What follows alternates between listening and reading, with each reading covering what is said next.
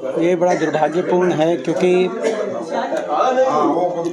इस सरकार की किसान को लेकर जो असंवेदनशीलता लगातार जो प्रदर्शित इस सरकार ने की है, भाजपा सरकार ने, ये उसी का एक प्रतीक है। आज डीएपी की जो किल्लत का सामना किसान को करना पड़ा, इससे पहले आपने देखा जो धान खरीद की बात आई तो जो कहा गया कि 3100 प्रति कुंटल 31 रुपये में उन्होंने बीजेपी के जो मुख्य भाजपा सरकार के मुखिया नायब सिंह जी ने कहा कि 8 तारीख से चुनाव के नतीजों के बाद खरीद होगी, लेकिन वो 3100 रुपये के खरीद तो क्या, उस पर जवाब भी भाजपा सरकार ने नहीं दिया। और अब डीएपी को लेकर जो अव्यवस्था देखने को आ रही है, जो शॉर्टेज देखने को आ रही है, ये मैं समझता हूँ कि स्वीकार्य नहीं है। सरकार को तुरंत प्रभावशाली कदम उठाने चाहिए ताकि किसानों को दिक्कत ना हो। सर, जिस तरह से पराली जलाने को लेकर अभी जो है सुप्रीम कोर्ट के आदेश पर केंद्र सरकार ने जो जुर्माना कर दिया, देखिए, ये पराली को लेकर प्रश्न पराली का नहीं है, प्रश्न पोल्यूशन का है। और पोल्यूशन के कई स्रोत हैं, जिसमें से पराली भी एक स्रोत है, लेकिन पराली से बड़े भी कई स्रोत हैं प्रदूषण के। और प्रदूषण को लेकर इस सरकार ने जो नीति बनाई है नेशनल क्लीन एयर एक्ट के माध्यम से, उसको लेकर बार बार मैंने लोकसभा में प्रश्न पूछा है। पिछले सत्र में भी मैंने लोकसभा में सवाल पूछा था, आपको ध्यान होगा, और उसमें भी एक ही बात आई थी। उस प्रश्न में जो मैं जवाब दिया, जो सर मंत्री जी ने जवाब दिया था कि उन्होंने काफ़ी चीज़ें इलेबोरेट करी थी कि हमने ये नियम बनाए हैं, ये फाइन्स हैं और ये स्ट्रिक्ट मेजर्स अपना रहे हैं। व्हीकल्स को था कि व्हीकल्स को इतने सा वर्ष के बाद व्हीकल्स को बंद कर रहे हैं इत्यादि, वो सारे नियम हैं और वो फाइन्स की बात आ रही है। लेकिन कोई सरकार ने कोई बड़ा बजट इस विषय में नहीं रखा है। ये हमारी अगली पीढ़ी के भविष्य से जुड़ी हुई बात है। सरकार एक पर्याप्त बजट रखे और जितने भी पोल्यूशन के स्रोत हैं सभी को किस तरीके से उनको डील किया जाए, तो मैं समझता हूँ उसके लिए बजट की आवश्यकता है। जैसे जो पराली की भी एक बात आती है, उसमें यदि किसान को एक सकारात्मक विकल्प अच्छी तरीके से दिया जाएगा और पूरे बजट के साथ दिया जाएगा, तो मैं समझता हूँ सभी किसान इसमें सहयोग करेंगे। हरियाणा में तो वैसे काफ़ी पराली जलाने के मामलों में काफ़ी गिरावट आई है और बाकी प्रदेशों में भी मैं समझता हूँ कि ये एक ऐसी समस्या है कि जो प्रदेश की बाउंड्री से उठकर ये समस्या का समाधान हो। और जो ये बात आई कि जो फ़ाइन के साथ साथ किसान जो पराली जलाता होगा कि कहीं किसान के कोई ऐसा इंसिडेंट्स रिपोर्ट होगा तो 2 सीज़न तक उसकी फसल की से खरीद नहीं होगी और एफआईआर दर्ज होगी। ये बड़ी आपत्तिजनक है।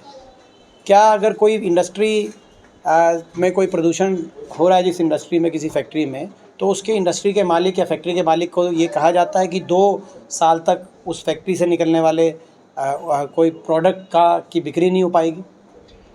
तो जबकि वो तो सक्षम लोग हैं। किसान तो जो पराली जलाते हुए किसी किसान का कोई इंसिडेंस आता है तो वो उतना सक्षम नहीं होता है। तो ये बात समझनी पड़ेगी। केवल दंडित करने वाले कदम ना उठाए जाएं, प्रोत्साहन देने वाले कदम और पर्याप्त बजट के साथ उठाए जाएं ताकि प्रदूषण के हर स्रोत का समाधान किया जा सके। सर, 1 महीना हो गया है सरकार बढ़ चुकी है, कांग्रेस ने अपनी हार के जो कारण है वो फाइल, देखिए वो चल रही है प्रक्रिया, चल रही है, आत्ममंथन भी हो रहा है और जो भारतीय जनता पार्टी द्वारा इस चुनाव के अंदर साम दाम दंड भेद यंत्र मंत्र तंत्र और सारे हथकंडे अपनाए गए, उसको लेकर हमने इलेक्शन कमीशन तक भी हम गए थे, लेकिन इलेक्शन कमीशन ने उन बातों पे कोई जवाब नहीं दिया।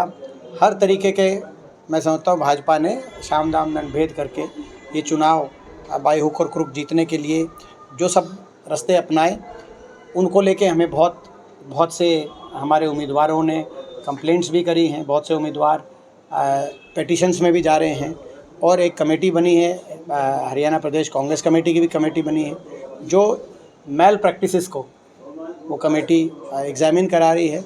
और दूसरी ओर एआईसीसी के माध्यम से भी एक 2 स्तरीय कमेटी बनी है जिसने सारे कैंडिडेट्स से बात करी है, जो जो भी सारे कारण रहे, जो ये अचंभित करने वाला नतीजा आया, उन कारणों में वो जारी है। एआईसीसी की हमारे स्तर की कमेटी है, वो सभी राजनीतिक विषयों को भी हमारे संगठनात्मक विषयों के से इसके साथ साथ राजनीतिक विषयों इत्यादि को भी वो कमेटी दिखवा रही है। बहरहाल जो नतीजा इस सब के बाद एक जो नतीजा आया है, जैसा कि आप हरियाणा में भाजपा के सारे हथकंडों के बावजूद लगभग बराबर वोट शेयर कांग्रेस और भाजपा की रही है। 39.9% लोगों ने भाजपा को वोट दी है और कांग्रेस गठबंधन को 39.5% लोगों ने कांग्रेस गठबंधन को, अगर CPI-M की भी हम भिवानी वाली वोट हम जोड़ें तो लगभग बराबर वोट शेयर दोनों दलों का आया है। और 37 विधायकों का एक मजबूत विपक्ष का विधायक दल हरियाणा के इतिहास में, इससे पहले 37 विधायकों का कभी विपक्ष नहीं था। ये सबसे बड़ा मजबूत विपक्ष हरियाणा की विधानसभा में लोगों ने विपक्ष की जिम्मेदारी दी है कांग्रेस पार्टी को। इससे पहले सबसे मजबूत विपक्ष 31 विधायकों का था, जो पिछली बार था। अब 37 विधायकों का मजबूत विपक्ष हरियाणा के लोगों ने चयनित करके हरियाणा विधानसभा में जो हमारी जिम्मेदारी लगाई है मजबूत विपक्ष की भूमिका निभाने की, उसको हम सकारात्मकता से निभाएंगे। प्रदेश के हर वर्ग के हितों की लड़ाई लड़ेंगे। हर वर्ग के लोगों की आवाज़ हम विधानसभा में उठाने का कार्य करेंगे। और हरियाणा में, जैसे मैंने कहा, ना सिर्फ विधानसभा में सारे भाजपा के हथकंडों के बावजूद विधानसभा में बराबर मत प्रतिशत और लगभग बराबर लोगों ने कांग्रेस और भाजपा को वोट दिया है। और ना सिर्फ प्रदेश के इतिहास में सबसे संख्या बल के आधार पर सबसे मजबूत विपक्ष इस विधानसभा में लोगों ने भेजा है, मगर लोकसभा में भी 5-5 का जो आंकड़ा है, तो लोकसभा में भी एक मजबूत विपक्ष के रूप में कांग्रेस पार्टी की जिम्मेदारी है।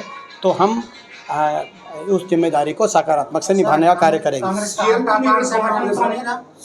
संगठन का काम तो नहीं रहा, हार का काम कह रहे कि कांग्रेस के पास संगठन ही नहीं था। देखिए, अब ये देखिए, देखो जो है, देखिए जो ये होंगे, जो ये सारे क्या रहेंगे, वो सारी बात हमारे जैसे कहा गया कि एक AICC की हमारी दो सदस्यीय एक कमेटी, भूपेश बघेल जी और हरीश चौधरी जी इस कमेटी के सदस्य हैं। वो भी गहराई से सारे कारणों में को देख रहे हैं, जिसमें भाजपा द्वारा जिस तरीके से चुनाव की प्रक्रिया की धज्जियां उड़ाने का काम करते हुए इस चुनाव में हर तरीके के हथकंडे अपनाए गए, वो कारण भी हैं।